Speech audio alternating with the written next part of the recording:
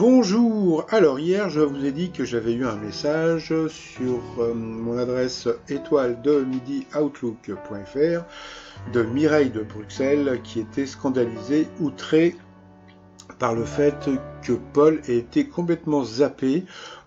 C'est-à-dire que le jour où il trouvait sa première étoile mystérieuse, eh ben ils l'ont zappé pour mettre les nouvelles émissions.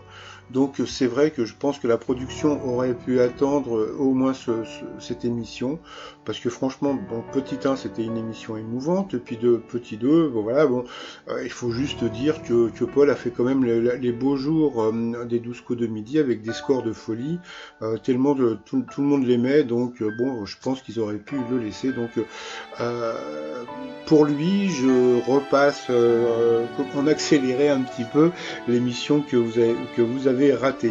Donc, eh bien, ça avait commencé sur Twitter où Jean-Luc Reichmann donc avait dit Paul va-t-il rester maître de midi aujourd'hui? Va-t-il décrocher l'étoile par ce beau dimanche ensoleillé? Puisque bah, c'était le dimanche 12 mai 2019, hein, c'était avant.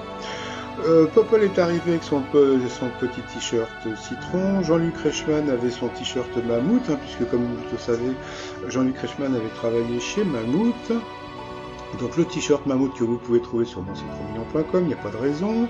Dans le public, il y avait une personne qui était venue de Polynésie faire un coucou à Jean-Luc Reichmann.